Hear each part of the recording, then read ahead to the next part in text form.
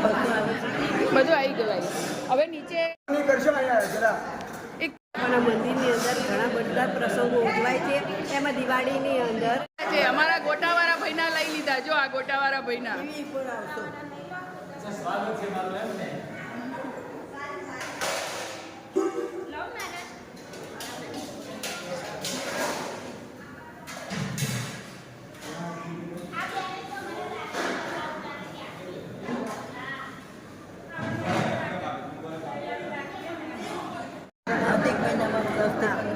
આપણે એ જલારામ બાપાના મંદિરની અંદર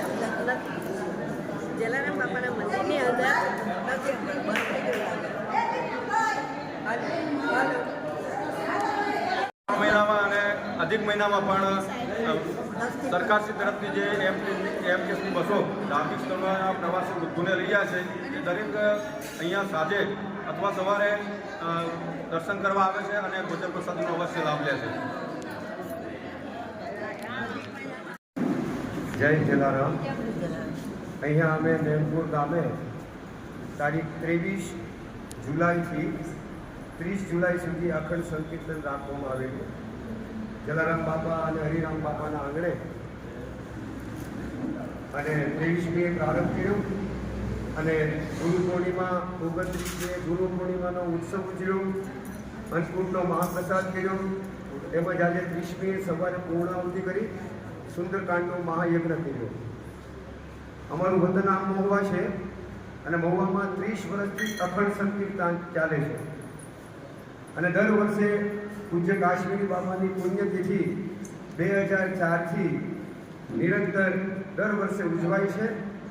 અને આજે અમે પ્રોગ્રામ કરીએ છીએ દર વર્ષે ગુરુ પૂર્ણિમાનો, તેમજ દર વર્ષે હમણાં 3 વર્ષથી લગભગ 8 થી 9 પ્રોગ્રામ કરીએ છીએ.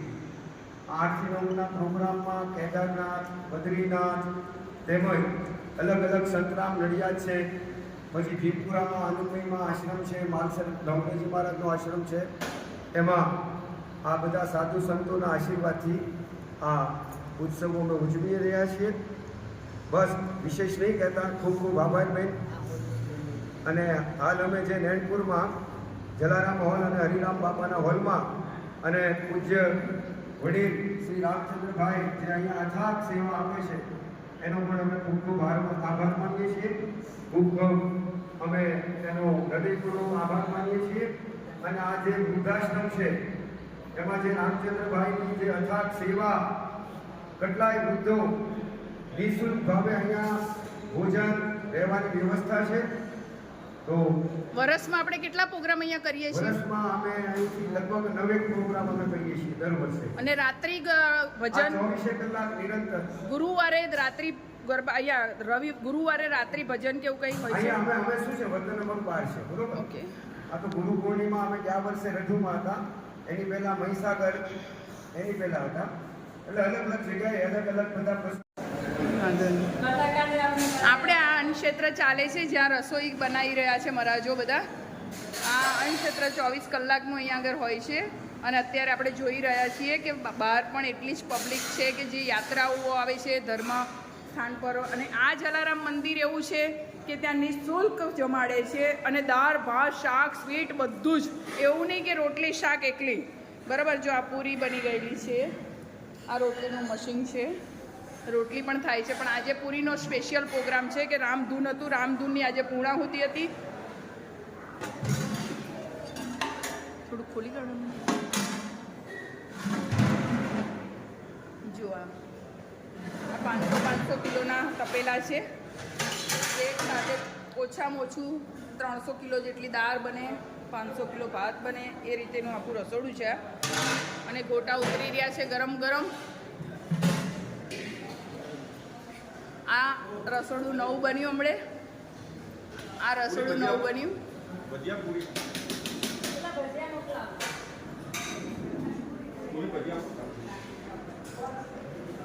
અન્ન ક્ષેત્ર છે જ્યાં નિઃશુલ્ક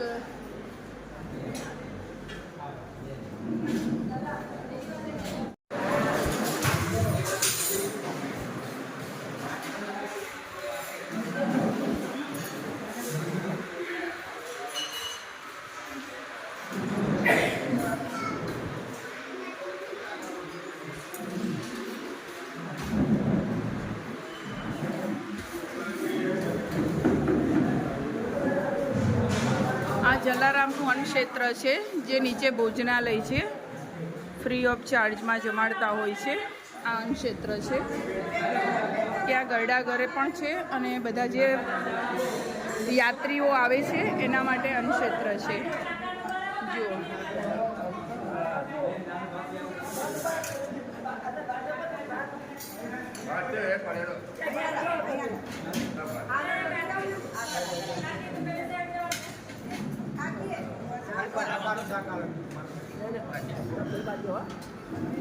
રસોઈનું લઈ લેવા તમે.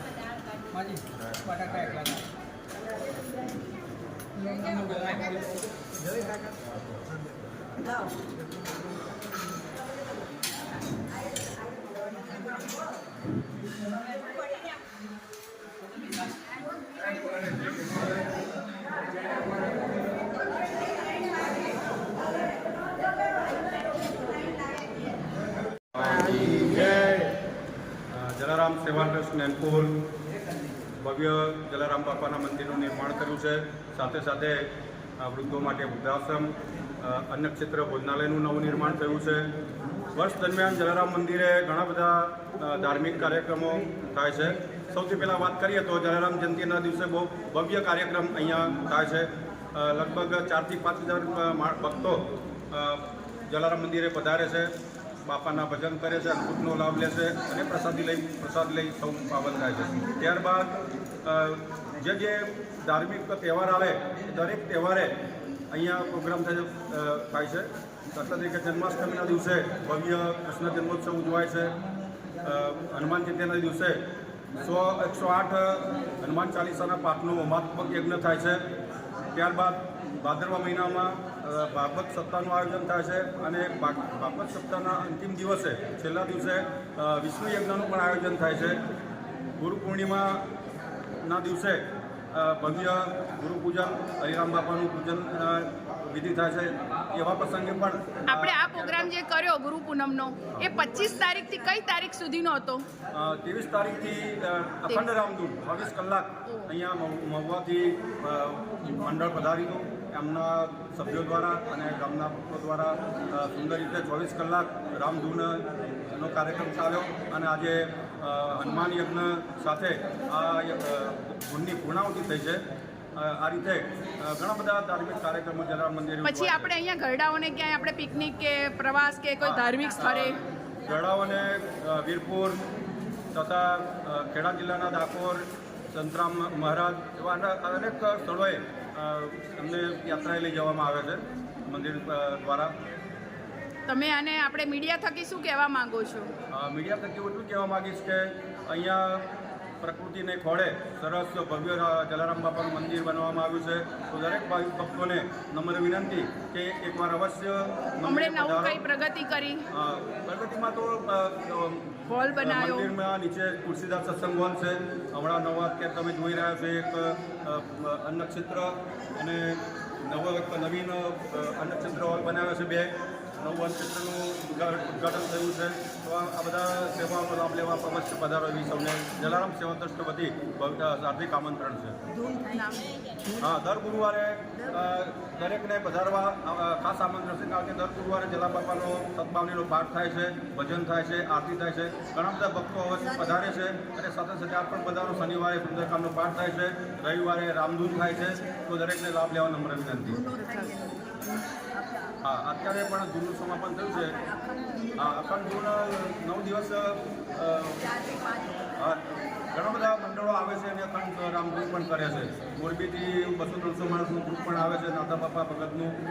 એ પણ 9 દિવસ સુધી રોકાય છે અને ખૂબ ગરબા અને ભજન ગીતો સાથે શાંતિપૂર્ણ રીતે પૂર્ણ થયું. શાંતિ આજે બહુ શાંતિપૂર્ણ રીતે સરસ રીતે અખંડ રામધૂન પૂર્ણ થઈ છે. અને રોજના કેટલા સભ્યો અહીંયા જમે છે એ ખાસ કહો. દરરોજ લગભગ 200 થી 300 અન્ન ક્ષેત્ર ચાલે છે. ક્ષેત્રમાં લાભાર્થીઓ લાભ લે છે. સદાવત ચાલુ છે. 24 કલાક ગમે તે વ્યક્તિ આવી શકે છે. સવારે ચા પાણી નાસ્તો, બપોર જમવાનું, સાંજે જમવાનું. અને શ્રાવણ મહિનામાં ખાસ અમદાવાદથી જે એમટીએસ બસો સરકારશ્રી તરફથી ચલાવવામાં આવે છે એમને નિઃશુલ્ક દરેકને ભોજન વ્યવસ્થા પૂરી પાડવામાં આવે છે દર શ્રાવણ મહિનામાં.